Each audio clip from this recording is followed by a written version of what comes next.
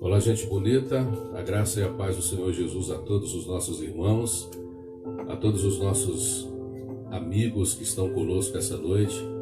É sempre um prazer enorme, uma alegria ter o privilégio de entrar na tua casa, no teu lar, fazer parte nesse instante, principalmente da sua família,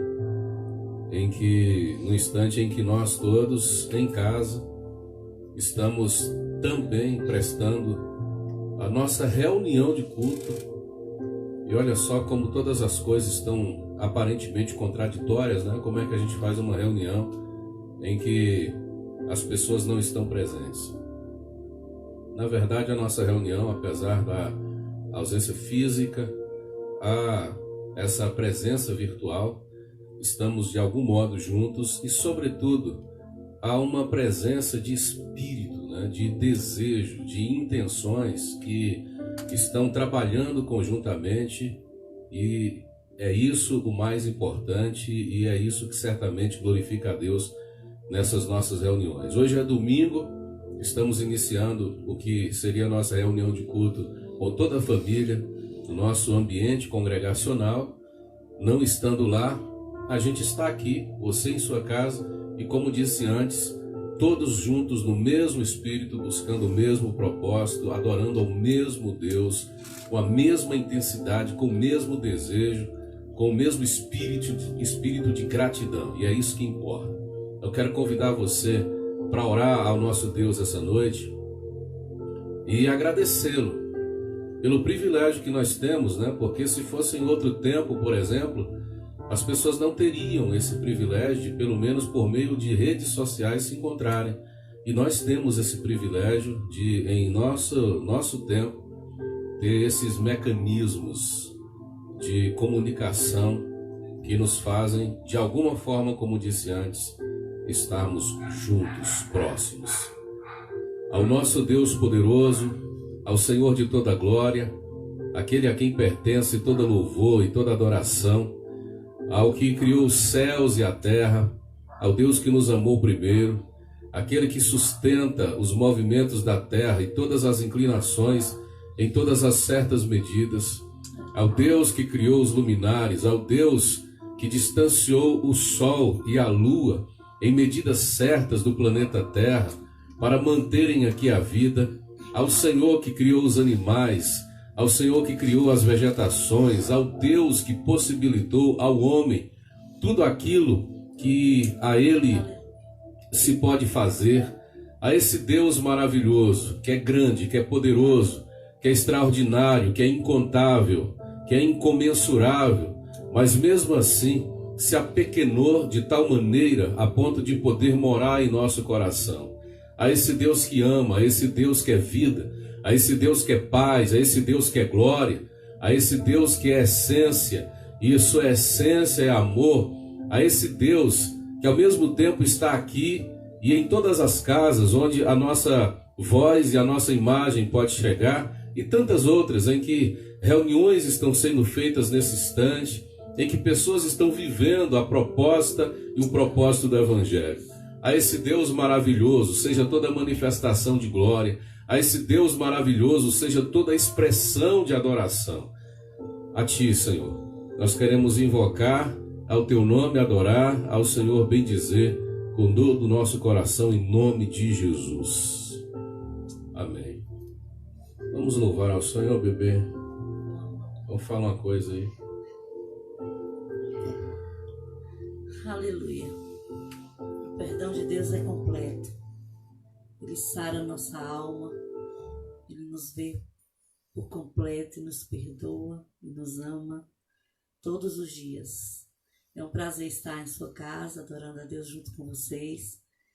E gostaria que você cantasse conosco essa canção que fala sobre a presença de Deus em nossa casa, e a liberdade que a gente dá a Ele de trabalhar em nosso interior e nas nossas casas. Amém? Aleluia. No Teu nome, Senhor, seja o nosso louvor, toda palavra de gratidão. Deus bendito.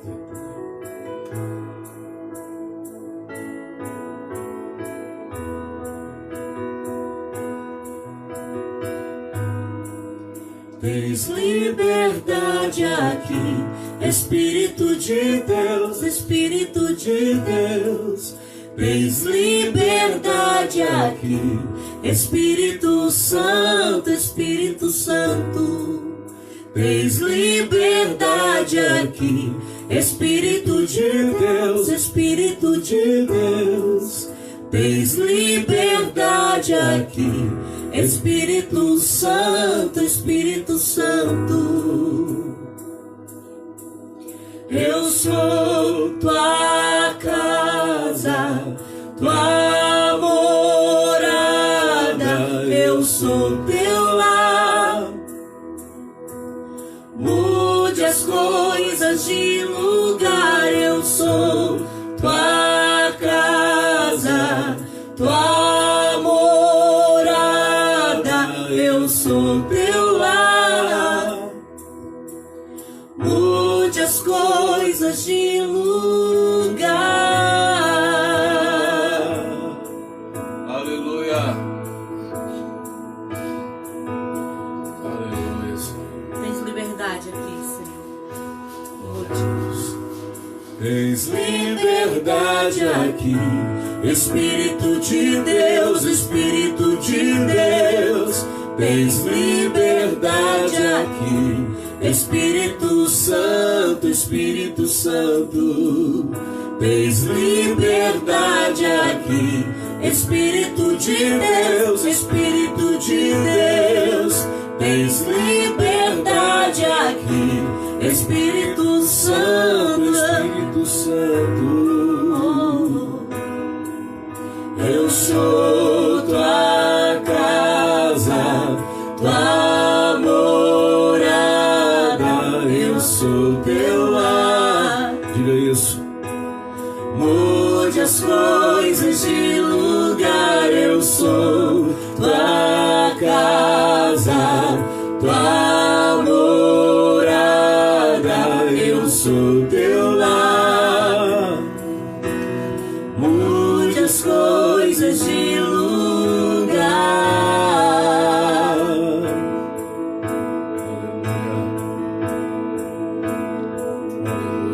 Aleluia. Senhor, seja todo o nosso reconhecimento. Teu perdão é completo, o teu perdão é completo. Ele sara minha alma, ele sara minha alma. O teu perdão é completo, o teu perdão é completo. Ele sara minha alma, ele sara minha alma. Você crê? Diga isso. O teu perdão é completo, o teu perdão é completo. Ele sara minha alma, ele sara minha alma. O teu perdão é completo, o teu perdão é completo. Ele sara minha alma, ele sara minha alma. Diga. Eu sou tua casa, tua morada, eu sou teu lar. Mude as coisas de lugar, eu sou tua casa, tua morada, eu sou teu lar. Mude as coisas de lugar.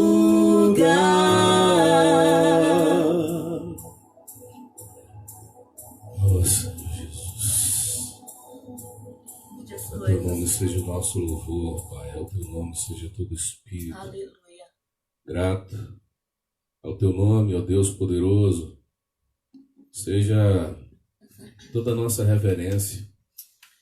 Ao teu nome seja toda a sinceridade, todas as palavras que foram ditas Glória a Deus. nesta canção, que são mais do que uma música, constitui-se também uma oração ao Senhor, uma oração verdadeira, porque o Senhor sabe todas as coisas que em nós não estão no lugar devido. O Senhor sabe de toda a constituição do nosso ser e que muito daquilo que está dentro de nós foi mal construído, foi mal colocado.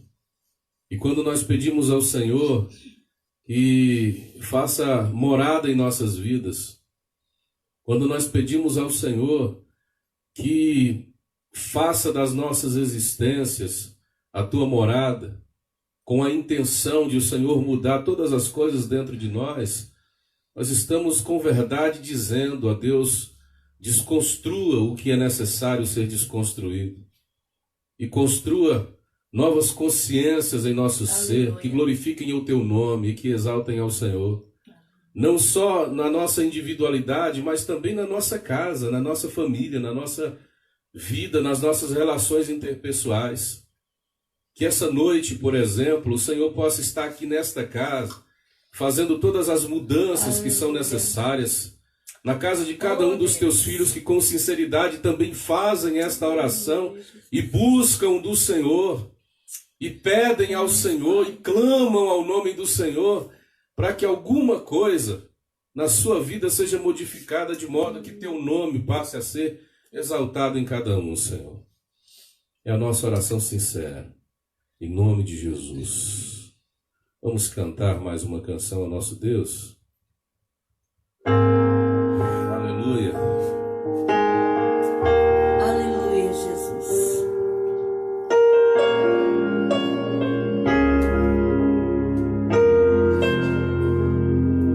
Me achego a ti com temor. Eu sei que não mereço estar aqui, mas só uma coisa me satisfaz.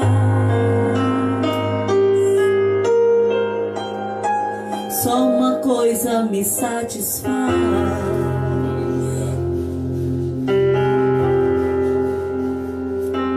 Se pra carregar tua glória eu preciso estar coberto com sangue dos sacrifícios que eu fiz ao longo do caminho, se há um preço a ser pago pra ter a tua glória, só uma coisa me satisfaz.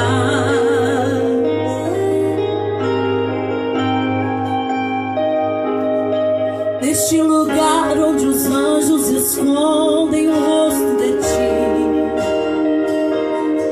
neste lugar eu preciso, eu quero estar, pois só uma coisa me satisfaz.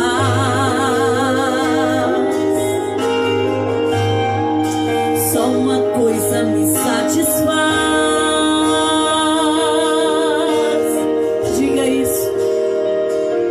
A tua glória,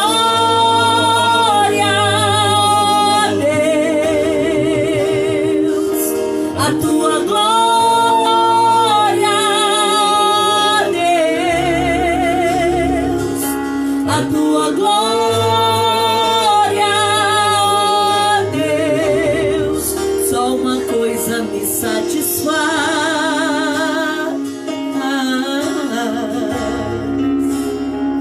E eu me achego a ti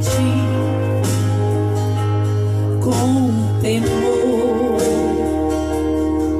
Eu sei que não mereço estar aqui, pois só uma coisa me satisfaz.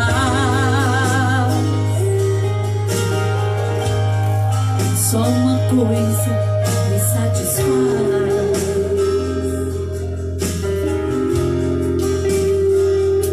Se pra carregar tua glória eu preciso estar coberto com sangue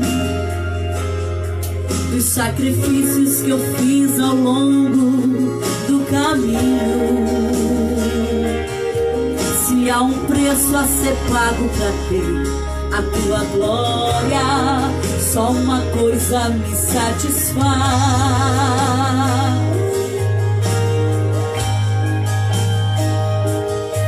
Neste lugar onde os anjos escondem o rosto de ti, neste lugar manifestar, pois só uma coisa me satisfaz.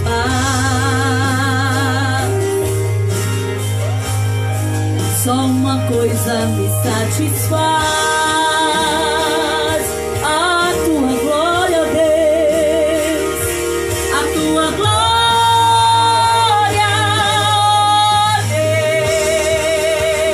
Deus, a tua glória, Deus, a tua glória, Deus, só uma coisa me satisfaz.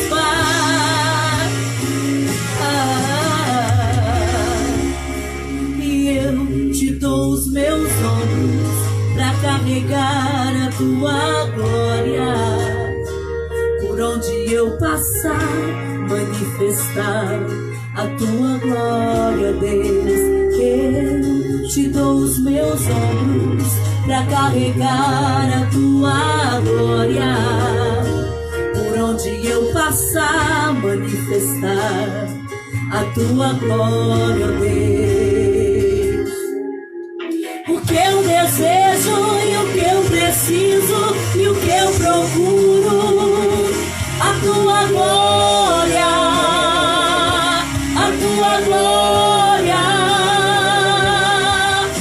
O que eu desejo e o que eu preciso e o que eu procuro, a tua glória, a tua glória. O que eu desejo, a tua glória, a tua glória. O que eu desejo e o que eu preciso e o que eu procuro, a tua glória, a tua glória, a tua glória,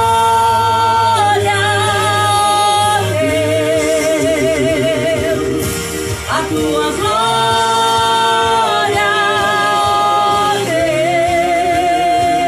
Deus, a tua glória, Deus, só uma coisa me satisfaz.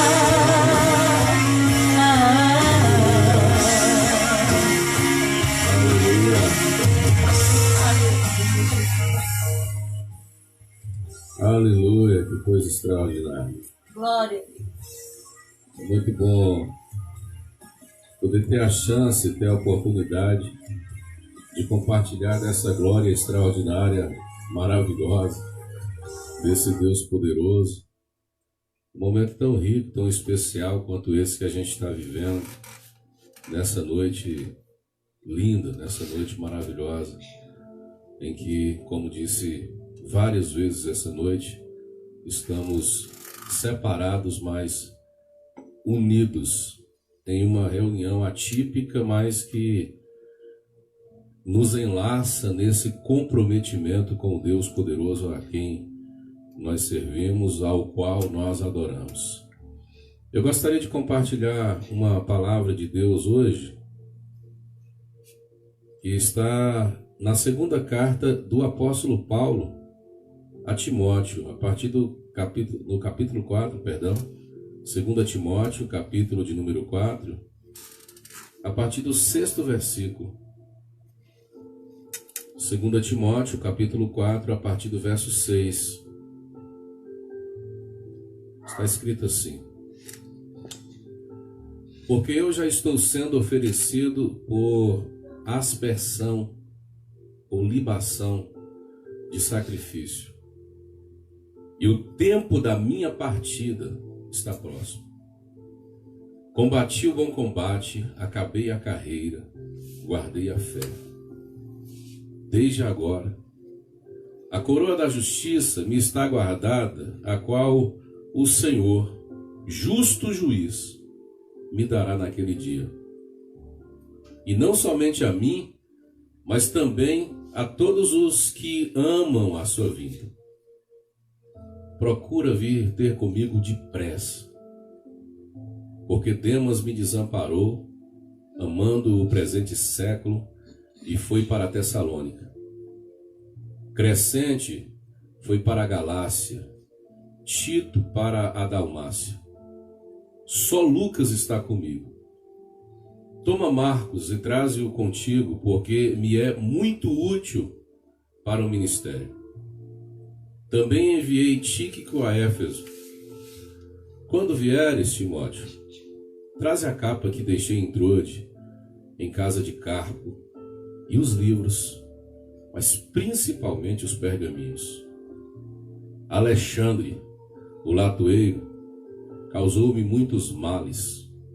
O Senhor lhe pague segundo as suas obras. Tu, guarda-te também dele, porque resistiu muito às nossas palavras.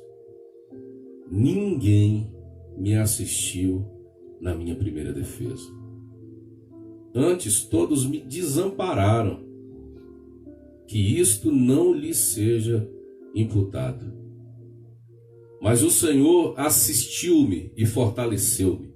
O Senhor assistiu-me e fortaleceu-me, para que por mim fosse cumprida a pregação e todos os gentios ouvissem a sua palavra. E fiquei livre da boca do leão. E o Senhor me livrará também de toda a má obra e me guardará para o seu reino celestial, a quem seja glória para todos sempre. Amém. Essas palavras de Paulo estão encerrando aqui a última carta que ele escreve, que é também a segunda carta endereçada ao jovem Timóteo, que agora tinha o privilégio de fazer parte da elite eclesiástica que tinha dirigido esta grande igreja, que era a igreja de Éfeso. Timóteo, em Atos 16, entra na vida do apóstolo Paulo como um simples auxiliar.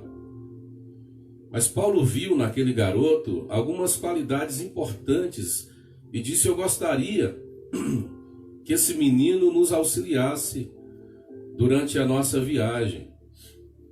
Ele e Silas estavam empreendendo uma nova viagem missionária e, de passagem na cidade onde Timóteo morava, ele vê nesse garoto aqui qualidades e eficiências que o capacitam para tornar-se um auxiliar nesse grande empreendimento missionário de Paulo e de Silas. E assim ele começa a viajar com Paulo. E ele auxilia Paulo carregando os livros, ajudando em muitas questões que não poderiam ou não deveriam acarretar a missão de Paulo e de Silas. E Timóteo estava ali,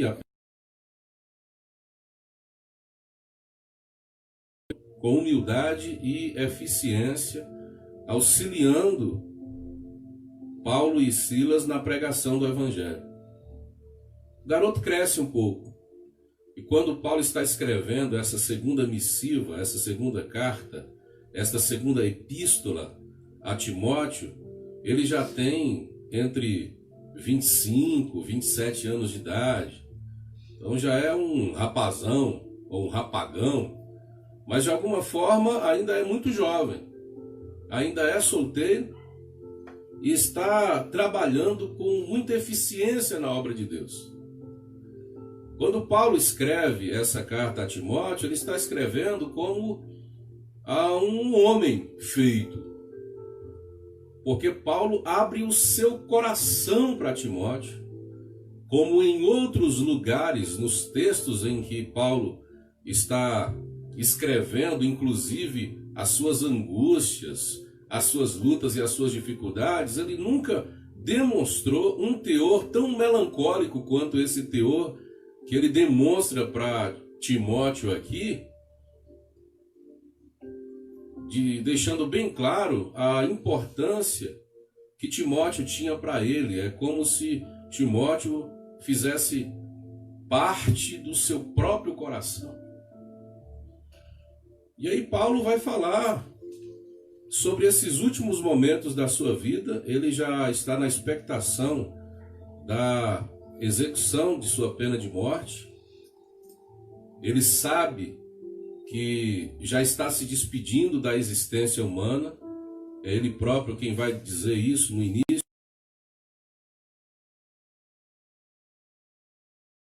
Que já acabou, o tempo da sua partida estava próxima, é uma metáfora da existência humana. Ele estava dizendo que agora ele estava indo para uma nova viagem, ele estaria partindo da existência humana para uma existência eterna.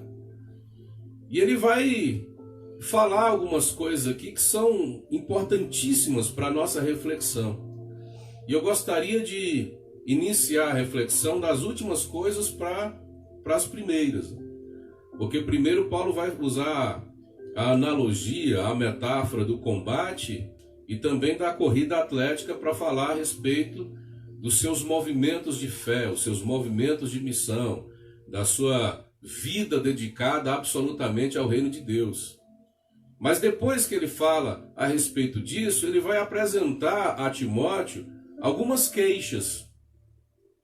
E essas queixas estão relacionadas exatamente à sensação de abandono que ele tem, ao sentimento de desprezo que ele está tendo em relação a todo o trabalho, a todo o empenho que ele fez na direção de tantas pessoas, e agora ele sentia que a paga que ele estava recebendo era uma muito injusta, era muito aquém daquilo que ele merecia. Ele percebia que havia uma desconsideração muito grande por parte dos seus amigos e dos seus companheiros. E ele estava dizendo: olha, o inverno está se aproximando, eu preciso de você aqui depressa, Timóteo. A situação é entediante, eu preciso dos livros para ler, principalmente os pergaminhos. Eu preciso da capa que ficou em Troade para eu me proteger do frio. Venha antes do inverno, porque já é possível sentir, ainda mais com a umidade que existia nessa cadeia romana onde Paulo estava depositado, é possível sentir.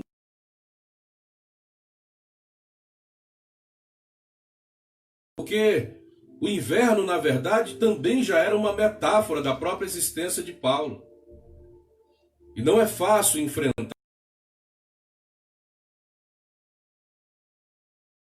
E ainda mais sentindo-se completamente a tantas pessoas, e quando ele precisava daqueles, encontrou absolutamente a aproximação do inverno, é um tempo frio que está chegando, a sua alma também está em um processo de resfriamento, de obscuramento emocional. Ele está profundamente angustiado. Ele deixa muito claro a sua melancolia quando ele vai falar, queixar a Timóteo a respeito do abandono de todas as pessoas. E ele vai dar nomes aqui a algumas pessoas que tomaram determinadas atitudes. Primeiro ele vai dizer: Demas me desamparou. É como se Demas tivesse tirado o meu teto e tirado o meu chão. É como se Demas tivesse tirado as paredes que de alguma forma ainda me abrigavam deste frio existencial. Demas, quando viu que não tinha mais o que tirar de mim, amou o presente século e partiu para Tessalônica. E quando ele fala a respeito de Demas, ele está falando a respeito de um companheiro dele, de ministério, de viagem. Uma pessoa que também, assim como a Timóteo, ele abrigou debaixo dos seus braços, deu total auxílio, compreendeu os seus momentos difíceis, caminhou juntamente com ele, foi companheiro no sentido literal da constituição da palavra, né, que é comer pão junto. Quando você está de mãos dadas,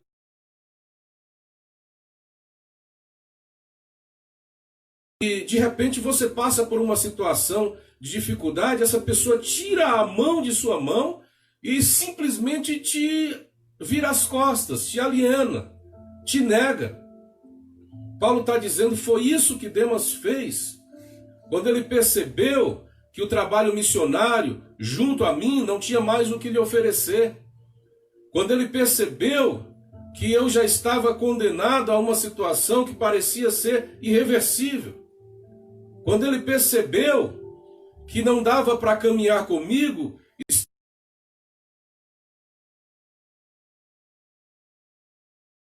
ele simplesmente virou as costas para mim, achou uma boa proposta nesse século, nesse mundo, e ele está falando exatamente do sistema do mundo.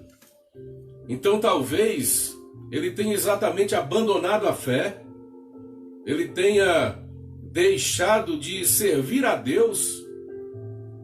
E quando ele abandona Paulo, ele também está abandonando não só ao seu ministério que ele tinha junto a Paulo, mas também a toda a sua vida de fé. E ele deixa Paulo ali abandonado.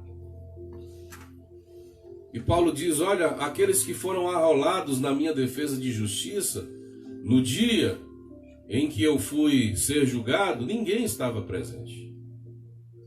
Paulo diz isso, ninguém me assistiu. Ninguém me assistiu na minha primeira defesa. Eu não sei se é por causa da minha melancolia, mas eu consigo sentir a dor de Paulo ao se encontrar numa prisão, ao estar impossibilitado de fazer o que ele faz, de trabalhar como ele trabalha, de ajudar como ele ajuda, de levantar como ele levanta, porque Paulo é daquele cara que ele não buscava de ninguém ajuda, ele, pelo contrário, ele era aquele que ajudava as pessoas, mas agora ele estava vivendo exatamente a situação oposta, ele precisava de ajuda, ele precisava de amigos, ele precisava de companheiros, e quando ele precisou daqueles em quem ele investiu tanto, onde é que eles estavam? Ninguém estava perto. Paulo disse, ninguém me assistiu, ninguém me defendeu, nenhum dos meus amigos que viram a minha luta, que conhecem a minha história, que sabem de onde eu nasci, que sabem como a minha vida foi transformada por Deus, aqueles que conhecem a minha dedicação, aqueles com quem eu dividi o pouco de pão que eu tinha, aqueles que eu abriguei debaixo da minha capa para aquecê-los no tempo do inverno, na hora que eu precisei deles, ninguém me assistiu, ninguém me ajudou. Eu fiquei abandonado sozinho aqui, Timóteo. Eu preciso que você venha depressa. Crescente, que foi para Galícia, Tito foi para Dalmácia, talvez eles não tenham desertado nem abandonado a Paulo. Esses dois talvez tenham sido enviados por Paulo a essas cidades, assim como outro também, que fazia parte do ministério de Paulo, havia sido enviado para uma outra cidade, mas de Demas ele vai queixar-se aqui o profundo abandono. E ele ainda vai dizer, ainda teve mais, ainda teve Alexandre, o latoeiro. Esse me causou muitos males.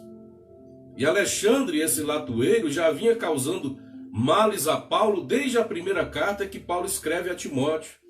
E esse cara provavelmente já havia também trabalhado junto a Paulo, já havia auxiliado a Paulo. Paulo já o havia ajudado em muitas circunstâncias, mas de repente ele achou que cresceu e disse, eu posso disputar com Paulo uma posição.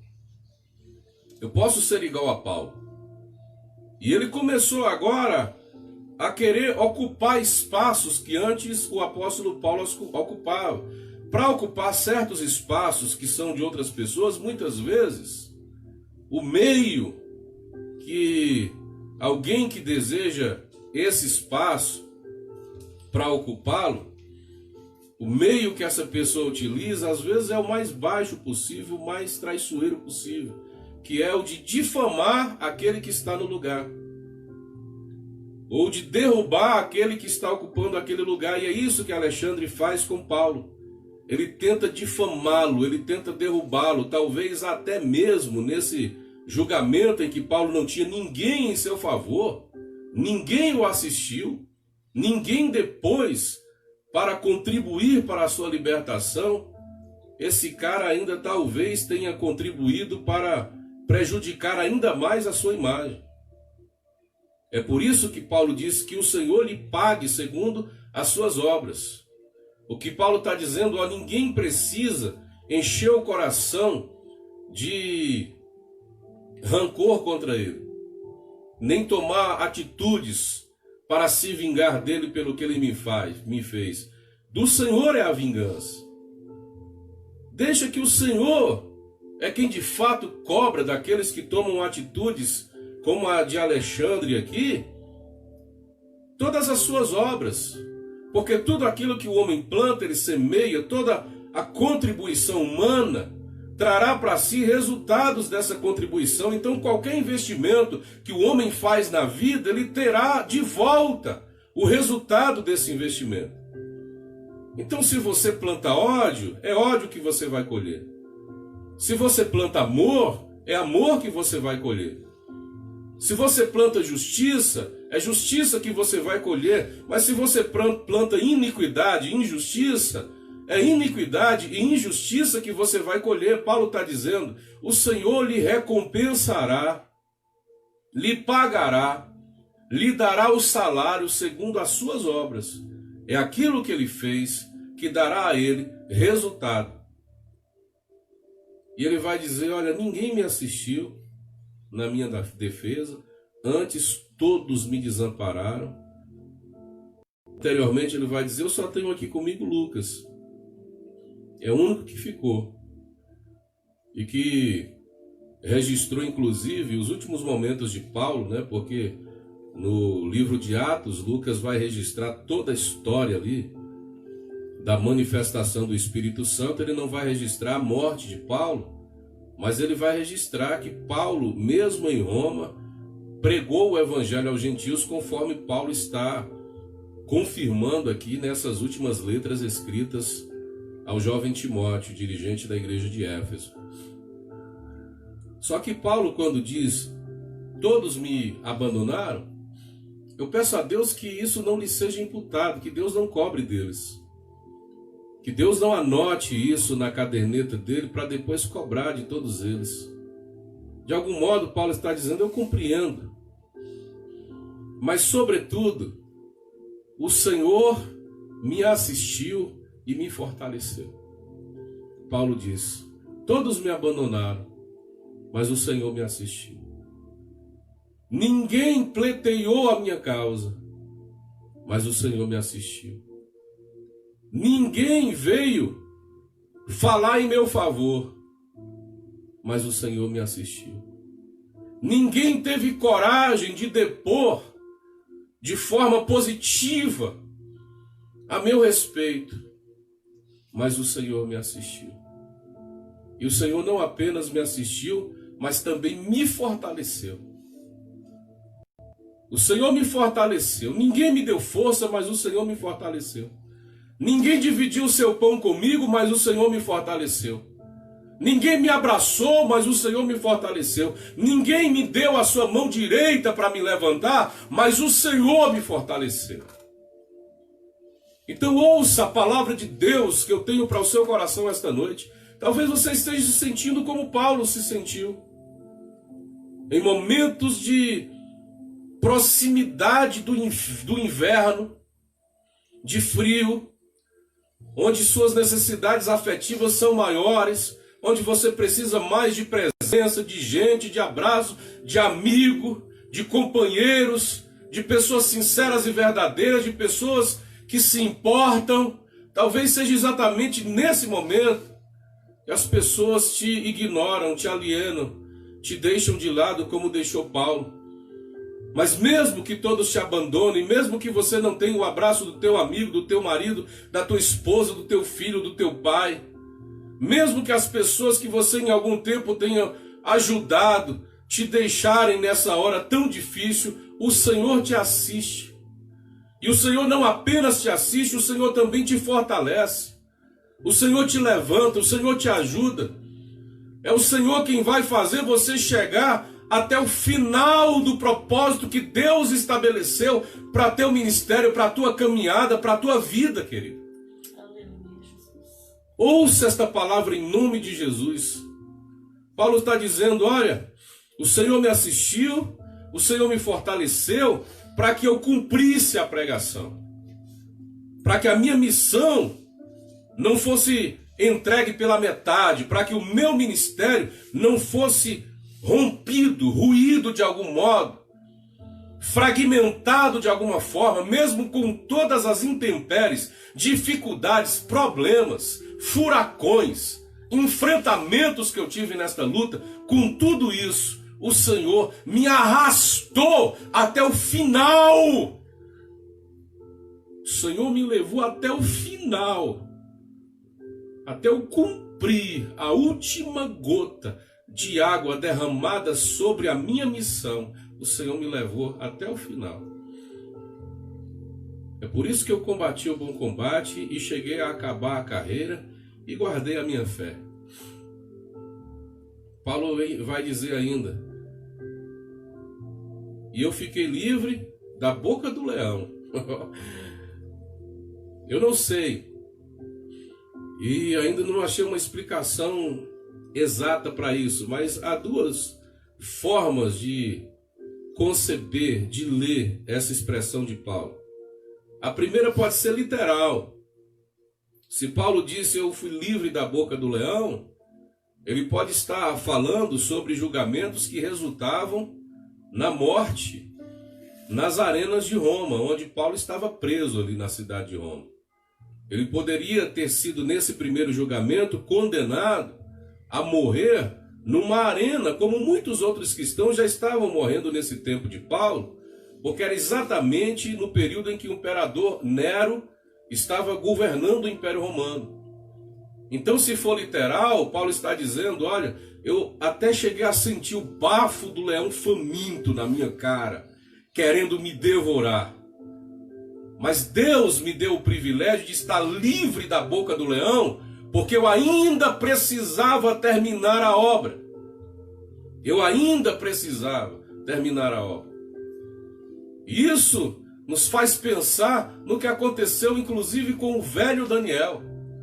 E com quase 90 anos de idade, por conta de algumas implicações dos seus adversários em relação a ele, foi lançado na cova de leões famintos, que às vezes ficavam semanas ali sem comer nada.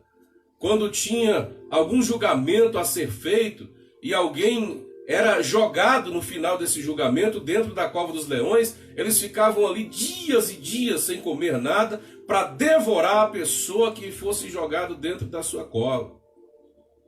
E o velho Daniel foi jogado ali na cova de leões famintos, e a Bíblia diz que o anjo do Senhor fechou a boca dos leões para que eles não atentassem contra a vida de Daniel. Paulo está dizendo que ele também foi livre da boca do leão. Ouça essa palavra de Deus. Se o Senhor decidiu te proteger, se o Senhor ainda tem algo a fazer na sua vida, mesmo que você enfrente as piores decisões que foram dadas a teu respeito, mesmo que você enfrente os piores julgamentos que as pessoas porventura estejam fazendo a teu respeito, mesmo que covas tenham sido abertas para você, mesmo que você esteja diante dos despenhadeiros e uma mão já está nas tuas costas para te empurrar, mesmo que você esteja no vale da sombra da morte, não importa em que grau de periculosidade você está, não importa em que situação você talvez esteja vivendo agora, quem sabe no quase ponto final da tua vida, o Deus de Daniel, o Deus de Paulo, o Deus que coloca propósitos a serem estabelecidos não permitirá que nenhum mal te aconteça até que esse propósito estabelecido por Deus se cumpra na tua vida. Então descanse no Senhor. Descanse no Senhor. Descanse na palavra de Deus para o seu coração esta noite. Descanse nos propósitos que Deus estabeleceu para você essa noite. Essa palavra também pode ser lida de uma segunda forma, pode ser uma analogia a todos os leões que nos cercam, a todos os leões que tentam nos tragar, a todos os leões que tentam nos derrubar, nos derrotar, a todos os leões que espreteiam, não sei nem se é essa a palavra correta, mas que nos cercam de todos os lados, buscando se colocar contra o vento, para que a gente não perceba e para que a gente ingenuamente seja atraído até o lugar onde ele possa nos derrotar. Deus nos protegerá na nossa ingenuidade. Deus nos protegerá quando nós caminharmos pelo vale da sombra da morte, se for preciso caminhar, conforme diz Davi no Salmo 23.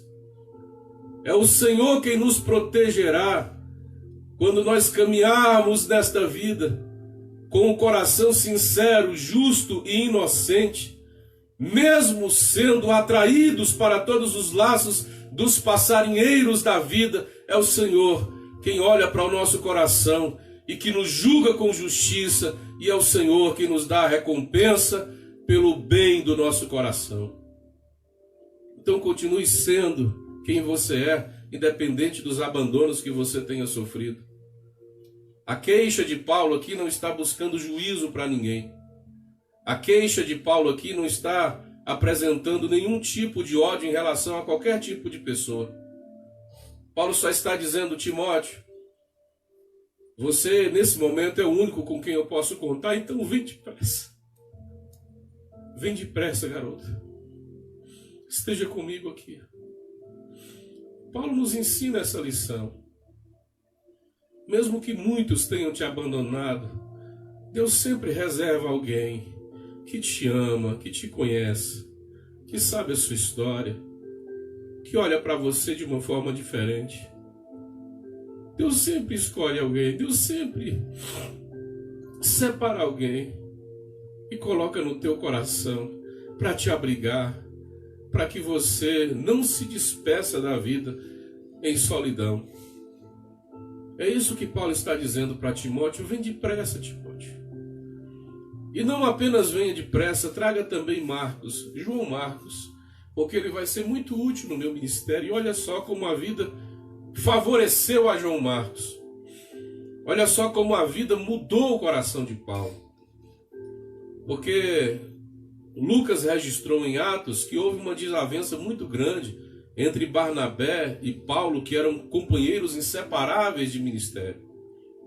Fizeram a primeira viagem e aí levaram esse Marcos, que é o João Marcos, junto deles para poder trabalhar na missão como auxiliar, assim como depois Timóteo foi auxiliar. Só que João Marcos, quando percebeu o bicho pegando, ele decidiu voltar para Jerusalém. Ele não aguentou o tranco e foi embora. Ele viu que as perseguições eram maiores do que a força que ele tinha para suportar. Quando Paulo e Barnabé disseram: vamos voltar à região de Chipre, vamos ver como estão as igrejas que nós constituímos lá, decidiram ir. Aí Barnabé falou: vamos levar João Marcos. Paulo disse: não leva. E Barnabé disse: eu só vou se João Marcos for. E Paulo diz: então você vai para um canto, eu vou para outro. E eles brigaram, foi uma briga realmente intensa, porque Paulo não quis dar naquele instante uma segunda chance a João Marcos, e Barnabé o abrigou. Depois de muitos anos, depois de muitas reviravoltas na existência, o menino João Marcos amadureceu, e o homem Paulo também amadureceu o seu coração. E João Marcos se transformou num cara imprescindível para o ministério de Paulo. E foi exatamente ele quem escreveu o primeiro evangelho, que é o evangelho de Marcos. Foi escrito primeiro do que Mateus, né? foi esse Marcos que tinha abandonado Paulo e Barnabé nessa primeira viagem, que se tornou motivo de dissensão entre Paulo e Barnabé na segunda viagem, e que agora também estava sendo útil para o apóstolo Paulo. Escreveu o Evangelho de Marcos com base nos depoimentos de Pedro e de outros apóstolos, e depois Mateus, tendo como a base ali o Evangelho de Marcos, também escreveu o seu Evangelho e acrescentou muito mais, né? Porque o Mateus tinha sido discípulo do próprio Cristo. E agora João Marcos, nessa reviravolta da vida, é uma pessoa imprescindível para o ministério do apóstolo Paulo. E ele diz: traga também esse garoto. Porque tudo isso aconteceu comigo, essa situação toda, mas eu estou aqui, né? Eu combati o bom combate, acabei a carreira, guardei a fé, cheguei no final do meu ministério e estou encerrando essa minha luta, essa minha guerra, essa minha corrida, na convicção de quem cumpriu o seu papel, de quem não tem nada do que se arrepender, de quem pode ter até exagerado, mas não deixou de fazer o que tinha que ser feito, de quem abraçou quando tinha que abraçar, de quem desabraçou quando tinha de desabraçar. Eu acabei a minha carreira desse jeito, mas no fim da minha carreira eu preciso de você, Timóteo. Vem para cá depressa, corre para estar comigo. Timóteo é a figura do consolo para Paulo. Timóteo é a figura do abrigo para Paulo. Essa noite você tem o consolo e o abrigo do Senhor diante das circunstâncias adversas que você tem enfrentado. Você tem o Espírito Santo de Deus. E é na presença dele que nós entramos agora em oração para rogar a ele que entre na tua casa, na tua vida, no teu coração, em todos os ambientes da tua alma, para poder te consolar de forma plena, plenamente para a glória de Deus. Espírito Santo do Senhor, pedimos que sopre o teu vento em nossos corações, em nossas vidas, em nossas existências, em nossos humores, em nossos comportamentos, em nossas casas, em nossas lutas, em nossos julgamentos, para que todas as coisas contribuam, confluam para louvor da tua glória em nossas vidas. Peço que conforte o coração de cada pessoa que está nos ouvindo esta noite, nos assistindo, que a bênção do Senhor esteja alcançando cada casa, cada coração, que o milagre do Senhor contemple cada uma dessas vidas em nome de Jesus. Em nome de Jesus. Amém. Queridos, nós estamos encerrando a nossa reunião essa noite, de novo com aquela saudade imensa. É um buraco tão grande no coração que você nem imagina e que não é facilmente preenchido. Só o Senhor que pode nos consolar mesmo nesses instantes. Muitas saudades nós estamos sentindo dos irmãos, mas se Deus quiser, tudo isso vai passar muito brevemente. Nós estaremos juntos mais uma vez, nos abraçando e sentindo o calor humano de perto, tá? Que Deus abençoe muito o seu coração. Eu quero lembrar os irmãos que no próximo domingo nós teremos ceia, tá? Nesse horário das 19 horas, nós teremos ceia no domingo. Os demais trabalhos prosseguem normalmente. Eu quero pedir licença aos irmãos, ainda estou me recuperando, então esta semana ainda nós não apresentaremos o programa Paz no Lar, tá? Com a licença dos irmãos, a gente precisa realmente desse tempo de descanso para poder nos recuperar bem, legal, e depois a gente volta com a nossa programação, tá certo? Provavelmente a gente grave algumas coisas durante a semana, de algumas reflexões, algumas mensagens, para estar passando para os irmãos em alguns horários nas nossas redes sociais e tudo isso vai nos fazer estar próximo, estar junto, tá bom? Deus abençoe poderosamente, lembrando também que na quarta-feira à tarde, as mulheres compartilhando graça estarão aí no seu momento ímpar, lindo, né, extraordinário. Não só as mulheres, né? Eu estou presente aqui também, Juninho está presente, está todo mundo presente aqui, Sérgio não perde um, Pastor Edinho, estão sempre juntos nesses momentos, e outros homens também que estão sempre presentes, né, bebê? Quer falar coisas? Tá tudo bem, né? Então, assim, mais uma vez, lembrando aos irmãos que de segunda a sexta, às 19 horas, Pastor Edinho tem a live de oração na sua própria página no Instagram, e também Pastor Wagner, no próximo domingo, às 10 da manhã, voltará com a Escola Bíblica Dominical, tá bom? O amor de Deus, a graça do Senhor Jesus e o consolo do Deus Pai, Filho e Espírito Santo seja com todos nós e que todos possamos dizer amém. Deus abençoe a todos, uma ótima semana para todos vocês.